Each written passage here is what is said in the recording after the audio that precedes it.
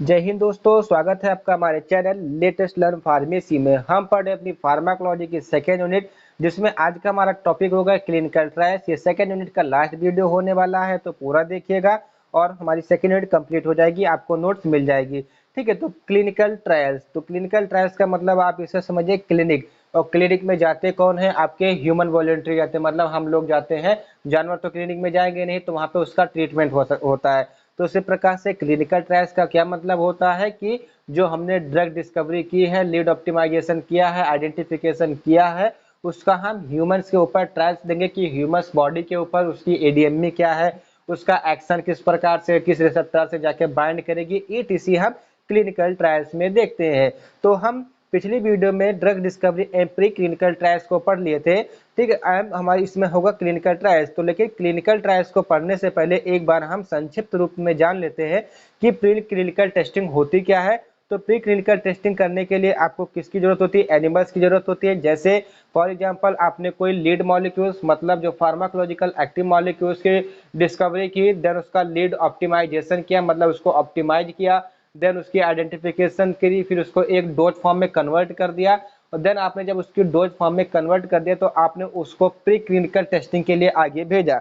अब उस मतलब जानवरों के ऊपर, एनिमल्स के ऊपर, रैट के ऊपर, माइस के ऊपर, ईटीसी किसी के भी ऊपर उस ड्रग की टेस्टिंग हुई। तो उस ड्रग की जब टेस्टिंग हुई, तब उसमें उसकी फार्माकोकाइनेटिक्स, मतलब उस जानवर के अंदर उस ड्रग की एब्जॉर्प्शन रेट क्या थी, मेटाबॉलिज्म रेट क्या थी, डिस्ट्रीब्यूशन, एलिमिनेशन, ये सब क्या थी, मतलब उसकी रेट क्या थी, एंड फार्माकोडायनेमिक्स, मतलब उसका फार्माकोलॉजिकल एक्शन उस ड्रग का एनिमल बॉडी के ऊपर क्या था। तो ये हमारा आता था प्री क्लिनिकल ट्रायल्स में।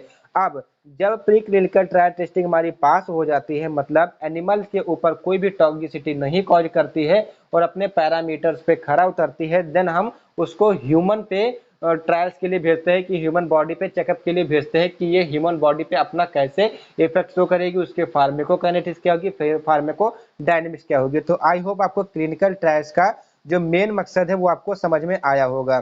ठीक है, तो आफ्टर प्री क्लिनिकल ट्रायल्स, मतलब जब हम प्री क्लिनिकल ट्रायल्स कर लेते हैं, the drug undergoes human trials, मतलब वो जो लीड मॉलिक्यूल होता है उसको हम ह्यूमन ट्रायल्स, मतलब ह्यूमन के ऊपर ट्रायल्स करते हैं, मतलब यूज करते हैं, इंजेक्ट करते हैं, देन ऑप्टिमाइजेशन करते हैं, आइडेंटिफिकेशन करते हैं कि वो जो ड्रग है वो ह्यूमन बॉडी के ऊपर क्या क्या इफेक्ट शो करी। That's clinical trials. The drug is compared with standard drug. Then ये ड्रग जो होती है उसको हम स्टैंडर्ड ड्रग, जो हमारी फार्माकोपिया में जो ड्रग होगी उसके साथ कंपेयर करते हैं कि कितना फार्माकोलॉजिकल एक्टिविटी उसकी ज्यादा है या कम है। तो अगर इसको हम एक लैंग्वेजली देखें, तो मतलब clinical trials is defined as, मतलब ये एक प्रकार का मेथड होता है of comparison of new medicine और medicinal instrument device for the treatment. जैसे आप जब डिस्कवरी करते हैं तो केवल आप ड्रग की डिस्कवरी नहीं करते हैं, मेडिकल इंस्ट्रूमेंट की भी डिस्कवरी करते हैं, मतलब जैसे स्टेथोस्कोप क्या शुरुआत से आया, उसका भी किसी ने खोज ही की होगी। तो इसी तो करते क्या है, आप जो आपने नई मेडिसिन, नए इंस्ट्रूमेंट बनाए हैं या खोज किए हैं, तो उसको आप क्या करेंगे, स्टैंडर्ड जो ड्रग होगी, स्टैंडर्ड डिवाइस होंगे, इंस्ट्रूमेंट होंगे, ठीक है, उससे कंपेयर करेंगे। एंड प्लेसबो, और प्लेसबो क्या है, inner system by performing trials on human, मतलब ह्यूमन के ऊपर आप उसका यूज करेंगे, चाहे कोई ड्रग होगी, चाहे कोई मशीन होगी या कोई फार्मास्यूटिकल इंस्ट्रूमेंट होगा, तो उसको आप क्या करेंगे, ह्यूमन बॉडी के ऊपर मतलब चेक करेंगे। जैसे इस समय क्या हमको वेंटिलेटर की जरूरत पड़ रही है, तो वेंटिलेटर क्या है, आपका एक फार्मास्यूटिकल इंस्ट्रूमेंट ही, मेडिकल इंस्ट्रूमेंट ही तो है, डिवाइस ही है। तो उसका क्या करना पड़ेगा, आपको भी उसकी भी क्लिनिकल टेस्टिंग करनी पड़ेगी कि जो वेंटिलेटर है वो कितना इफेक्टिव है। By performing trials on human, मतलब ह्यूमन के ऊपर इसकी हम टेस्टिंग करते हैं। आफ्टर सक्सेसफुल टेस्ट, मतलब जब वो ड्रग मॉलिक्यूल, लीड मॉलिक्यूल जो फार्माकोलॉजिकल एक्टिव ड्रग है, वो अपने मतलब पैरामीटर्स पे खरा उतरती है, हाँ, कि ये ट्रायल्स मतलब ह्यूमन के बॉडी के ऊपर उसने थेरापेटिक एक्शन दिखाया और कोई टॉक्सिसिटी एक्शन नहीं शो किया, तो क्या करते हैं, उस ड्रग को मेडिकल ऑथराइजर जो होते हैं, जो ड्रग को मतलब क्या करते हैं, आगे बढ़ाते हैं, प्रोड्यूस करते हैं, वो अपने अंदर, मतलब अपने क्या कहते हैं, गिरोह में ले लेते हैं, अंडरटेक कर लेते हैं for approving the drug to be use in human.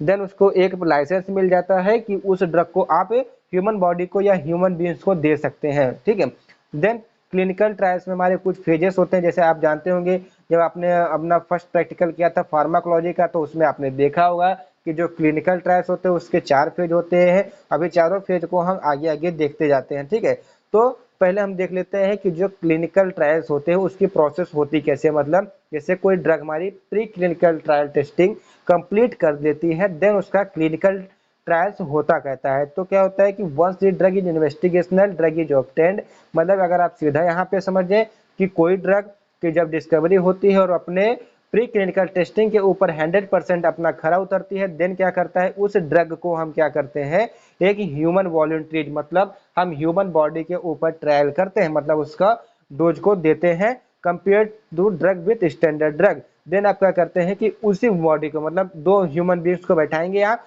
तो एक ह्यूमन बींग को जो आपने ड्रग की डिस्कवरी की है उसको देंगे एंड दूसरे व्यक्ति को आप क्या देंगे स्टैंडर्ड ड्रग की डोज देंगे।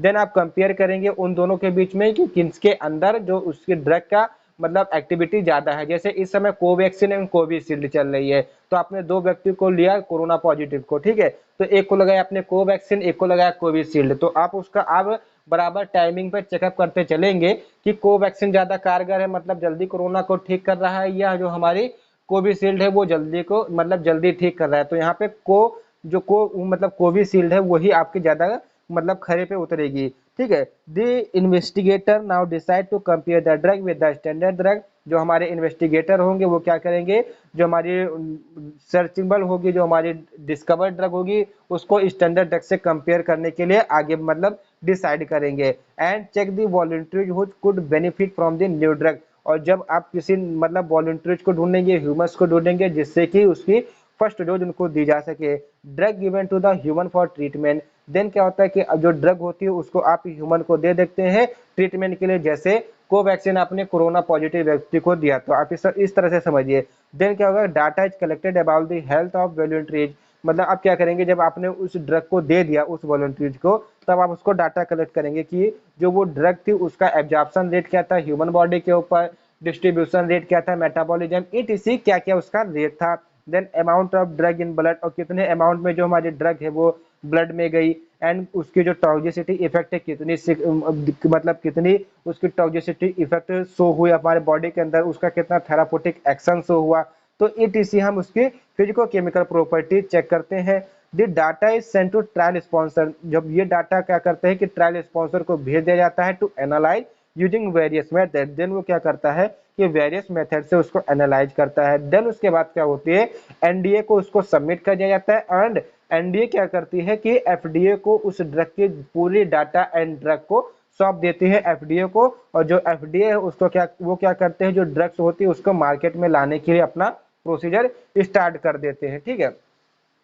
तो phases involve in clinical trials, मतलब कौन कौन से ऐसे फेज हैं, जैसे 4 फेज है, phase first, phase second, phase third and phase fourth.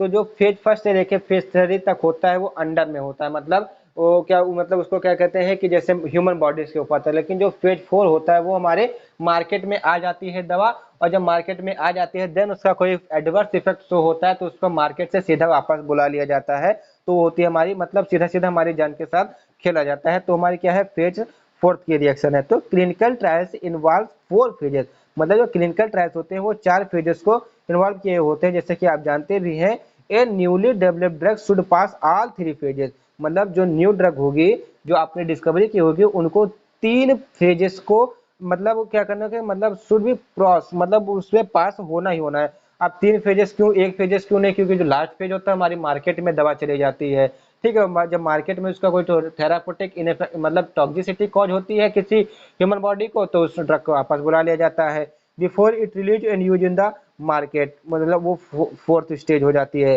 Then हमारा फेज फर्स्ट में होता क्या है, इसमें हम करते क्या है 20 से 25 लोग, मतलब 20 से 25 ह्यूमन वॉलंटियर्स को बुलाएंगे, देन जो हमने ड्रग डिस्कवर किया है उसको उनको इंजेक्ट करेंगे, देन फार्माकोलॉजिकल एक्शन उनके ऊपर देखेंगे। In this phase the drug is evaluated on a small number of the healthy volunteers, मतलब जो हमारे हेल्दी वॉलंटियर्स होंगे उनके ऊपर हम इसकी टेस्टिंग करेंगे, लेकिन जो उनका नंबर होगा वो कम होगा, 20 से 25 होगा। तो phase first trials are done in research centre, मतलब जो फेज फर्स्ट होती है हमारी वो हमारे रिसर्च सेंटर में ही कंप्लीट कर ली जाती है बाय द क्लिनिकल फार्माकोलॉजिस्ट जिसने ड्रग की खोज की है। It is an open label and non blind, मतलब क्या होता है कि यहाँ पर आप 1 सेकंड के लिए भी उसको ऑब्जर्वेशन से हटाएंगे नहीं, जैसे आपने ड्रग लिया तो उसको आप 24 घंटे के लिए ऑब्जर्वेशन में रखेंगे, एक एक छोटी से छोटी चीज आप नोट डाउन करते चले जाएंगे, एक डाटा कंप्लीट करेंगे। Where the volunteers and physician, मतलब जहाँ पे क्या होगा कि जो वॉलंटियर होगा physician are aware of the drug treatment, दोनों उस ड्रग के ट्रीटमेंट के लिए प्रति अवेयर हो जाएंगे, मतलब जागरूक हो जाएंगे। Usually healthy human volunteers are selected, मतलब अधिकतर क्या होता है कि हेल्दी ह्यूमन को, मतलब हेल्दी ह्यूमन को ही हम सिलेक्ट करते हैं किसी भी ड्रग की टेस्टिंग के लिए, क्लिनिकल टेस्टिंग के लिए। लेकिन कुछ ड्रग ऐसी होती हैं जो हमारी बॉडी के ऊपर टॉक्सिसिटी कॉज करती हैं, जब आपको कोई पार्टिकुलर डिजीज नहीं होती है, जैसे एग्जांपल के तौर पे आपको डायबिटीज नहीं है तो आपको अभी मेटमॉर्फिन दे दिया जाए तो क्या होगा, जो ब्लड ग्लूकोज लेवल होगा आपका इतना कम हो जाएगा कि आप क्या मतलब एकदम मूर्छित हो जाएंगे, मतलब क्या होगा कि आप अपना होशो हवास खो बैठेंगे। या एंटी कैंसर एजेंट होता है, एंटी कैंसर एजेंट जैसे कार्सिनोजेनिक होता है, तो उसमें होता क्या है कि अगर आपको कैंसर नहीं है भी तो आपको एक टॉक्सिसिटी कॉज कर जाएगा, जिसके वजह से जो उसका फार्माकोलॉजिकल एक्शन ना होकर के टॉक्सिसिटी आपको कॉज कर जाएगा। तो ऐसे में क्या किया जाता है कि इन्फेक्टेड व्यक्ति को लिया जाता है। जैसे इंसुलिन की टेस्टिंग करनी है तो आप डायबिटीज पेशेंट को लेंगे, ठीक है। मेटमॉर्फिन की लेनी है तो मेटमॉर्फिन के लिए आपकी डायबिटीज पेशेंट को लेंगे। अगर कैंसर की कोई ड्रग बनी है तो कैंसर ड्रग तो आप क्या करेंगे, ये जो कैंसर से पीड़ित होगा पेशेंट उनको उनके ऊपर आप ट्रायल करेंगे, ठीक है। तो ईटीसी करेंगे। The test is design to determine, मतलब ये टेस्ट किया क्यों जाता है, whether there occur difference in pharmacokinetic response to drug in human and animals, मतलब ये चेक करने के लिए कि जो ड्रग हमने खोजी है वो हमारे एनिमल बॉडी पर क्या इफेक्ट शो कर रही है और ह्यूमन बॉडी पे क्या इफेक्ट शो कर रही है, यहाँ पे हमको इसका पता चल जाता है। And the different pharmacokinetics and dynamics parameters, और यहाँ पर हमको क्या होता है कि जो उसकी एडीएमई होती है और उसका मैकेनिज्म ऑफ एक्शन होता है या उसका जो फार्माकोलॉजिकल एक्शन होता है उस ड्रग का, उसके बारे में हमको यहाँ पे पता चल जाती है।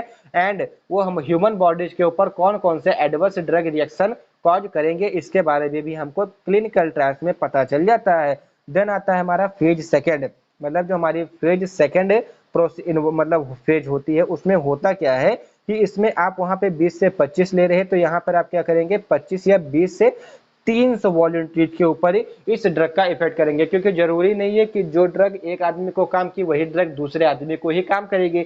इसलिए हमको जो पेशेंट का नंबर है, जो वॉलंटियर्स का नंबर है, उसको बढ़ाना पड़ेगा, और जब बढ़ा के हम देखेंगे तब भी अगर उसका इफेक्ट शो हो रहा है, अच्छे तरीके से हो रहा है, देन उसको हम फेज 3 के लिए लेकर जाएंगे, ठीक है। अगर यहीं पर किसी व्यक्ति को उसने इडियोसिंक्रेसी से एलर्जी कॉज कर दी तो फटाक से ड्रग को बैकवर्ड में लिया जाएगा, फेज फर्स्ट रिएक्शन में लिया जाएगा, ठीक है। देन उसमें कुछ चेंजेस किए जाएंगे, देन उसको आगे की प्रोसेस के लिए बढ़ाया जाएगा।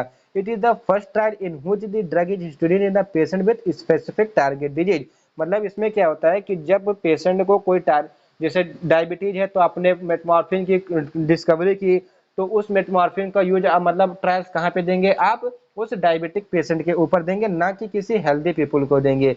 This phase is mainly use to determine the therapeutic efficacy, मतलब जो सेकेंड फेज होता है उसमें आप क्या करते हैं किसी भी ड्रग की अधिकतर उसके थेराप्यूटिक मतलब फार्माकोलॉजिकल एक्शन कितने रेट पे दे रहा है ये सब चेक करते हैं। सेफ्टी, एडीआर मतलब adverse drug reaction, final dose range मतलब कितने डोज में उस ड्रग को हमें देना है, एंड डोसेज फॉर्म और किस डोज में टैबलेट में देना है या लिक्विड में देना है या मतलब गैस फॉर्म में देना है, किस फॉर्म में उसको देना है, ठीक है।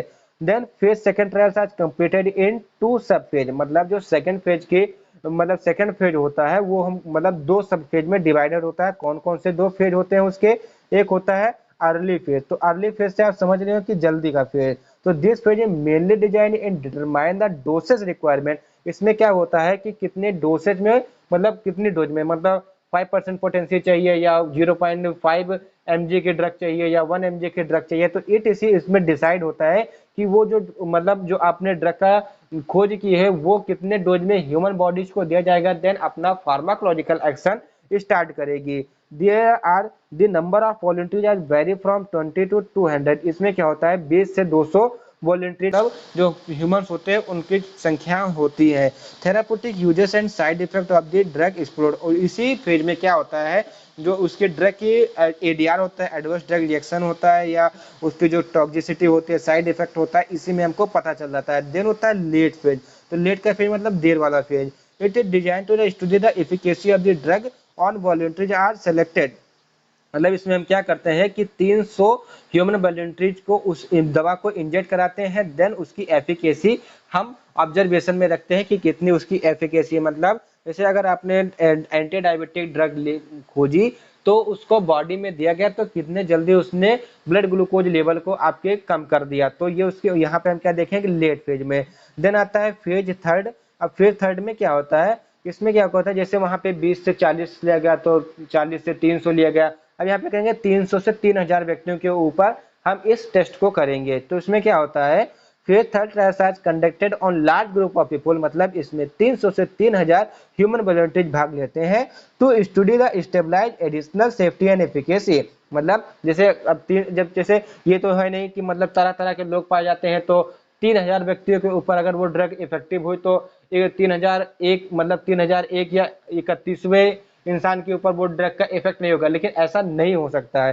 क्यों नहीं हो सकता है, एक नेचुरल है, एक फैक्ट है, ठीक है।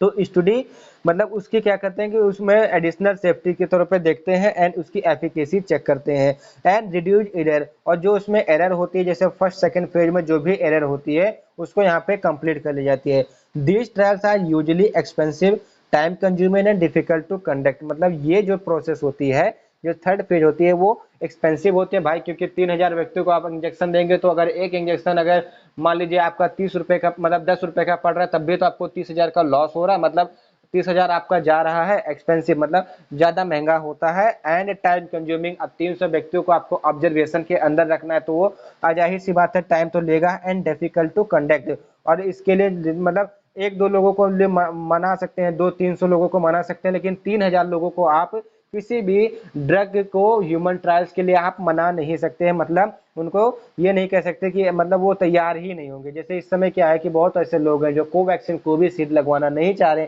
तैयार ही नहीं हो रहे हैं, तो उनको एक फेज 3 में मतलब तो कहते हैं डिफिकल्ट टू कंडक्ट, मतलब ह्यूमन को बहुत मुश्किल से यहाँ पे कंडक्ट किया जाता है।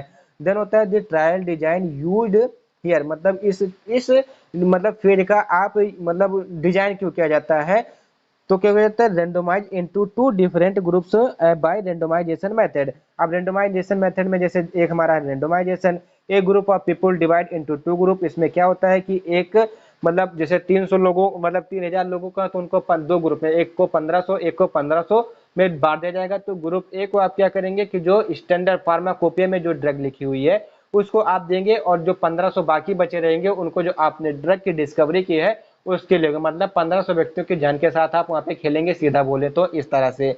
देन आप कंपेरिजन करेंगे उन दोनों के बीच में, ए ग्रुप और बी ग्रुप के बीच में, कि कौन सी ड्रग कितनी इफेक्टिव है, ठीक है। तो इसमें यही होता है रेंडोमाइजेशन में, ठीक है। Are given to one group and standard potent drug given to another group and then compare. Then उसके फार्माकोलॉजिकल एक्शन को आप कंपेयर करेंगे।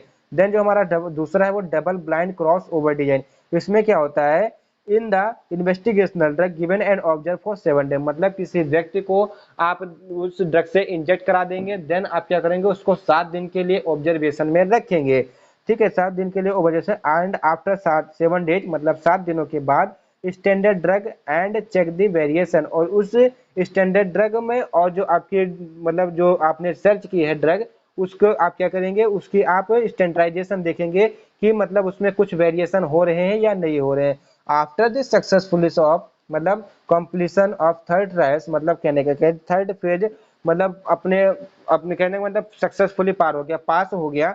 न्यू ड्रग एप्लीकेशन, जो हमारी जो नई ड्रग होगी उसको हम कहाँ कर देंगे, एनडीए को भेज देंगे। अब एनडीए क्या करेगा, उसको ऑथोराइज कर देगा, देन एफडीए को भेज देगा, देन मार्केटिंग के लिए वो आगे भेज देगा, ठीक है। उसके बाद आपकी आती है फेज 4। तो फेज 4 में क्या होता है कि आपकी जब phase first second third complete हो जाती है, तो इस फेज में क्या होता है, जो ड्रग होती है आपकी मार्केट में चली आती है, और मार्केट में आने के बाद उसको हम मतलब ग्राहकों को देना स्टार्ट कर देते हैं, पेशेंट को देना स्टार्ट कर देते हैं।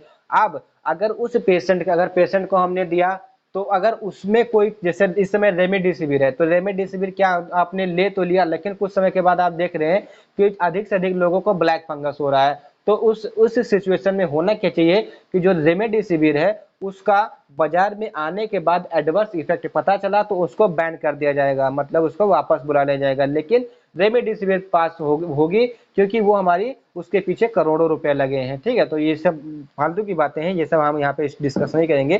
किसी दिन सेपरेट वीडियो दिखा देंगे कि एलोपैथी की चाल क्या होती है, वो कैसे हमको उसमें अपने आप में बांध लेती है, ठीक है। तो phase 4th clinical trials are known as post marketing surveillance, मतलब जब मार्केट में आपकी जो ड्रग होती है पोस्ट हो जाती है, देन इसको हम ऑब्जर्व करते हैं। It also known as post licensing period, इसको आप पोस्ट लाइसेंसिंग पीरियड के नाम से भी जानते हैं। In this trial data about the efficacy and adverse effect it collected from the practitioner physician, मतलब जब फिजिशियन आपको वो ड्रग देते हैं, मतलब किसको, पेशेंट को देते हैं, तो पेशेंट के अंदर कौन कौन से इफेक्ट शो हो रहे हैं, कौन कौन से एडवर्स इफेक्ट हो रहे हैं, इसी का डाटा मतलब बनाया जाता है। This phase has no fix duration, मतलब इस के लिए कोई फिक्स टाइमिंग नहीं होती कि आप 3 महीने के अंदर ही डाटा सबमिट कीजिए। ये जब तक वो ड्रग मार्केट में आती रहेगी तब तक उसका ऑब्जर्वेशन होता रहेगा, इसीलिए फार्मेको विजिलेंस हमारी कमेटी बनाई गई। अभी इसके जस्ट बाद सेकेंड मतलब फोर्थ फेज के बाद वही हम पढ़ेंगे। ठीक है, जैसे एग्जांपल के तौर पे जैसे कैरिवेस्टेनिन है, तो ये क्या है, एक है एंटी हाइपरलिपिडेमिक, मतलब अगर आपको मतलब जैसे आपके फैट मतलब लीवर होता है उसमें लिपिड ज्यादा जमा हो गया जिसकी वजह से फैटी हो गया, तो ये कौन सी ड्रग है आपकी जो एंटी हाइपर मतलब लीवर को जो फैटी हो जाता है तो उसको कम करती है। Marketed under trade names Baycol and Lipobay, मतलब क्या करने की जो ये ड्रग है वो बाइकॉल एंड लिपोबाइल के नाम से आई ड्रग में has been remove from the market, और इसको मार्केट से रिमूव भी कर दिया गया। क्यों? As it cause severe muscle degeneration, ये क्या कर रहे थे कि आपके बॉडी के अंदर जो मसल्स है उसको डिजेनरेट कर रही थी, मतलब क्या कर रही उसको मार रही थी। तो जब उसको सेल को मार देंगे तो उसको मार्केट से रिमूव करेगा, मतलब बैन कर दिया जाएगा। ठीक है, देन जो हमारा इसी सिलेबस में दिया गया है फार्मेको विजिलेंस, तो फार्मेको विजिलेंस में होता क्या है कि जब कोई ड्रग मार्केट में आ जाने के बाद अगर उसका कोई ड्रग मतलब एडवर्स ड्रग रिएक्शन शो करता है, मतलब उसका कोई टॉक्सिसिटी इफेक्ट शो करती है, तो वो फार्मेको विजिलेंस अपने हत्थे ले लेती है। तो अकॉर्डिंग टू द WHO मतलब वर्ल्ड हेल्थ ऑर्गेनाइजेशन के अनुसार pharmacovigilance as a science, जो फार्मेको विजिलेंस एक साइंस है, and activity relating to detection assessment understanding and prevention of ADR, मतलब जैसे कोई ड्रग है तो उसके डिटेक्शन उसके रिजल्ट मतलब उसके कौन कौन से आपके बॉडी के ऊपर रिजल्ट आए उसके डिटेक्शन करेगी, आइडेंटिफिकेशन करेंगी, असेसमेंट तैयार करेंगी एंड उसको समझेगी और ADR को प्रिवेंट करेगी and other medicine related problems. अब देखें तो अब फार्मेकोविजिलेंस को अगर आप एक नॉर्मल लैंग्वेज में समझा चाहे तो जैसे किसी फार्मास्यूटिकल कंपनी ने कोई ड्रग बनाई तो वो ड्रग तीनों देन वो फोर्थ फेज में गए, तो फोर्थ फेज में जाने के बाद पता लगा कि जो वो ड्रग है वो ड्रग मनुष्य मतलब ह्यूमंस के ऊपर एडवर्स रिएक्शन ज्यादा शो कर रही है, मतलब जो उसकी टॉक्सिसिटी ज्यादा हो रही है। तो इस मौके पे अगर कोई फार्मेको विजिलेंस नहीं आएगा तो फार्मास्यूटिकल कंपनी उसको धक्का-धक बेचती जाएगी और जब तक उसका जो मतलब स्टोर माल है वो खत्म नहीं हो जाता तब तक। तो इसीलिए फार्मेको विजिलेंस कमेटी बनाई जाती है जो करते क्या है कि अगर उस ड्रग का कोई भी ऐसा अनइफेक्टिव मतलब जैसे कोई टॉक्सिसिटी मतलब मिलता है एडवर्स ड्रग रिएक्शन मिलता है तो उसको तुरंत मार्केट से बैन कर दिया जाता है। अब इसका एम क्या होता है, the main aim of the pharmacovigilance is to recognize drug related adverse effect by, मतलब किसी भी ड्रग को जब आप यूज करते हैं तो उसका कौन कौन से ड्रग एडवर्स इफेक्ट्स होते हैं, by gathering researching and evaluating data obtain from the patient and other health care bodies. Then आप पेशेंट से मतलब पेशेंट के ऊपर से कौन कौन से उसके ऊपर एडवर्स रिएक्शन हो उसका एक डाटा बनाते हैं, देन उसको आप ऊपर अपने भेज देते हैं, ऊपर का मतलब हेड ऑफिस भेज देते हैं। Post marketing pharmacovigilance is an important tool to identify long term adverse effect, मतलब ये क्या करते हैं कि मार्केट में दवा आ जाने के बाद भी ये लॉन्ग टर्म मतलब लॉन्ग ड्यूरेशन के लिए उस ड्रग को अपने ऑब्जर्वेशन में रखती है। Which after go understanding clinical trials, अगर उसका कोई ड्रग एडवर्स इफेक्ट आता है उस ड्रग का तो उसको फिर से क्लिनिकल ट्रायल्स के लिए फिर से फार्मेकोविजिलेंस कमेटी फिर से भेज देती है। This happen because clinical trials are shorter and expensive, मतलब इसको क्या क्यों जाता है कि जो क्लिनिकल ट्रायल्स होता है वो वहां पे शॉर्ट हो जाता है और महंगा भी होता है। ठीक है, देन उसके बाद strict pharmacovigilance should be carried out by health care and professionals, मतलब ये तो सब हमारा एक टर्म है जो हमको एग्जाम में लिखना है। The following patient are at a high risk of ADR, मतलब कुछ ऐसे पेशेंट होते हैं जिनके अंदर ADR ज्यादा से ज्यादा हो सकता है and should be closely monitor, जैसे पेशेंट विथ रेनल और हिपैटिक इम्पेयरमेंट, मतलब अगर कोई पेशेंट है अगर वो रेनल डिजीज कॉज मतलब रेनल डिजीज से इन्फेक्टेड है या उसके लीवर में कोई प्रॉब्लम है तो अगर उसके ऊपर आप क्लिनिकल ट्रायल्स करेंगे तो वो एकदम 100% उसकी एफिकेसी नहीं आएगी। Patient on drug known as to cause ADR, मतलब क्या कहिए कि उस पेशेंट जैसे इडियोसिंक्रेसिस, अब इडियोसिंक्रेसिस क्या मैं आपको कई बार बता चुका हूँ, पिछले वीडियो में बताया था, आप जाके वहाँ पे देख सकते हैं। पेशेंट और मल्टीपल ड्रग थेरेपी, अगर वो पेशेंट आपको मतलब वो जो पेशेंट है वो कई प्रकार की ड्रग ले रहा है या ड्रग्स ले रहा है, जो नशे वाली ड्रग्स होती है उसको ले रहा है, तो उसके ऊपर उसका इफेक्ट उतना नहीं सो होगा। Patient with any previous medicinal history of allergic reaction, मतलब जैसे कोई ड्रग लेने पर उसको एलर्जी कॉज हो रही है तो उसके भी हिस्ट्री के आधार पर उसको देखेंगे, ठीक है। Then clinical laboratory data of the patient, मतलब उसके जो पेशेंट होगा उसकी जो हिस्ट्री होगी उसके आधार पे आप क्लिनिकल ट्रायल्स करेंगे, ठीक है। अब यहाँ पर एक नोट है, this suspected ADR should documented in patient medical record, मतलब जो फार्माकोविजिलेंस का काम होता है वो एक ये भी होता है कि अगर किसी व्यक्ति को या किसी ह्यूमंस को किसी इंडिविजुअल ड्रग से एलर्जी है तो जो उसके हिस्टोरिकल डॉक्यूमेंट है, जैसे कहते हैं कि आपका जो मतलब हिस्ट्री क्या है, आपको मतलब एक डाटा दिखाते हैं, एक क्या कहते हैं डिस्पेंसरी लेते हैं, उसमें आपको कौन कौन सी ड्रग मतलब एडवर्स इफेक्ट कर रही है, कौन कौन सी ड्रग आपको सूट कर रही है, ईटीसी के बारे में जानकारी लिखा होता है। तो क्या करता है कि वो दूसरे फिजिशियन को अलर्ट कर देता है, जैसे आप अलग दिखाने गए तो ऐसा नहीं होगा कि वो आपको वही ड्रग फिर से दे देगा, अगर वो ड्रग देता है तो फिर से आपको एडवर्स रिएक्शन को जो जाएगा, इसलिए उसका एक डाटा बनाया जाता है और डाटा के आधार पर जो दूसरा फिजिशियन है आपका इलाज करता है। ADR should be reported to the pharmacovigilance centres, और जो एडवर्स ड्रग रिएक्शन होता है वो फार्माकोविजिलेंस को मतलब रिपोर्ट कर दी जाती है। तो आई होप आपको वीडियो समझ में आया होगा एंड मैंने आपको एक इजी लैंग्वेज में समझा दिया है। आज हमारी फार्माकोलॉजी की सेकेंड यूनिट होती है फिनिश। तो अगर आपको वीडियो समझ में आया तो चैनल को सब्सक्राइब कीजिए, वीडियो को लाइक कीजिए एंड कमेंट करके हमको जरूर बताइएगा कि आपको वीडियो कैसा लगा। Thank you for watching the video from the latest learn pharmacy.